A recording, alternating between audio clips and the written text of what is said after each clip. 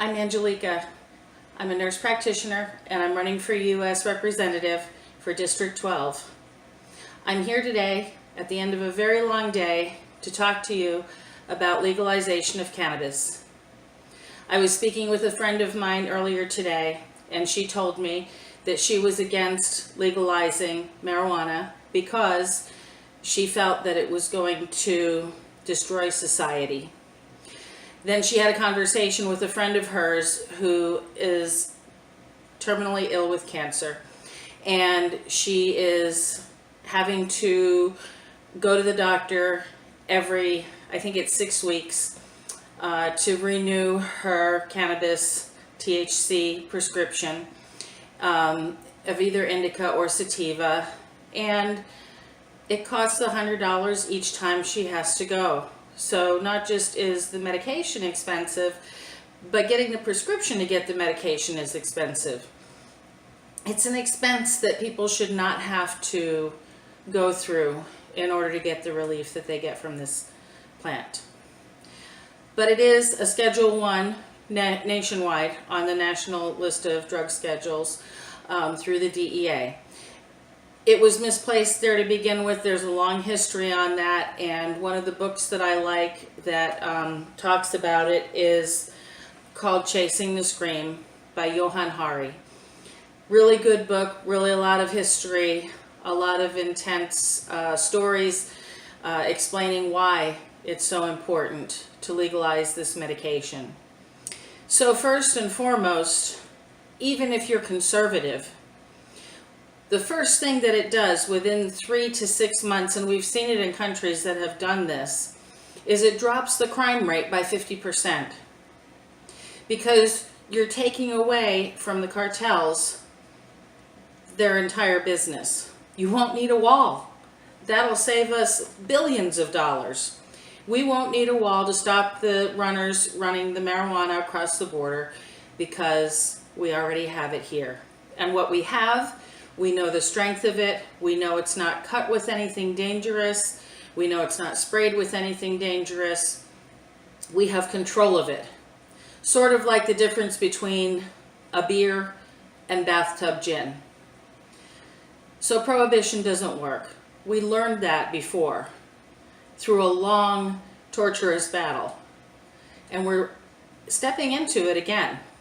The solution is very simple. Legalization, taxation, regulation. That's how we do it. The people who are already using marijuana recreationally, they're finding it easily everywhere. So I don't know that we're going to create a lot of new users. What we're going to do is regulate what we have.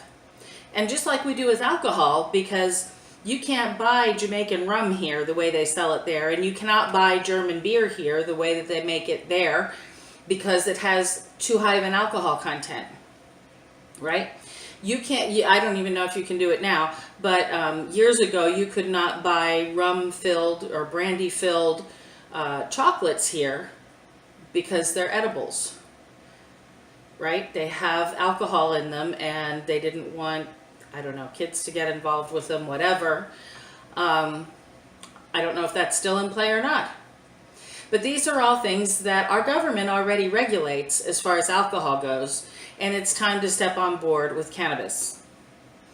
So there's the cannabis of today that's very different from the 1960s pot, right? It's been bred to have a lot more THC in it. It's a lot stronger. This is part of what needs to be regulated because not all of that needs to be for recreational use. Perhaps the stronger doses, the stronger plants need to be used medicinally. And that's where they come in. They should not be on Schedule I. That's the same as LSD, as peyote. It's obviously not the same as any of those to anyone who is seriously thinking it through. So it needs to get moved down on the drug schedule so that people can have a prescription for it. I have elderly patients. I'm a geriatric nurse practitioner. I practice to people who are homebound, and so I make house calls. Many of them ask me about this. Some of them go out and just get it themselves, and then they say, I bought this, how do I use it? Well, the problem is it's illegal. And though you can get a card here in Florida, what the national legality of it does is it takes away that we don't have guidelines. As practitioners, we don't have so many milligrams, do this or that. It's kind of like coming home with a whole bucket full of NyQuil and saying, take a teaspoon at a time until it works. Things can go wrong like that, especially with elderly who are just trying to get off of the really hard narcotics in order to get a good night's sleep. So we have to look at that. We have to get some guidelines in place so that I know as a practitioner where to tell my patient to start with this. And at what dose, bad things can happen. Because when an older person gets high, they can fall down, they can get lost, all kinds of bad things can happen that cause injury and death. People who have seizures, people who have multiple sclerosis, Lou Gehrig's disease, cancer, all kinds of patients find relief with this plant, with this oil. So we really need to look at it. And the part about the hemp oil, that's just ridiculous, because hemp is like they made rope out of back during World War II, right? So hemp oil doesn't have THC in it, or if it does, it has minuscule amounts. It's a food. It's not anything that should be regulated on a Schedule 1. So I think it's important. I think it's time now to legalize cannabis, both medicinally and recreationally.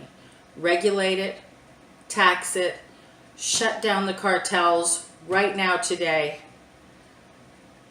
and be equitable with people who are seeking relief from their illnesses.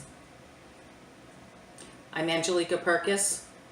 I hope to see you on November 6th in the voting booth.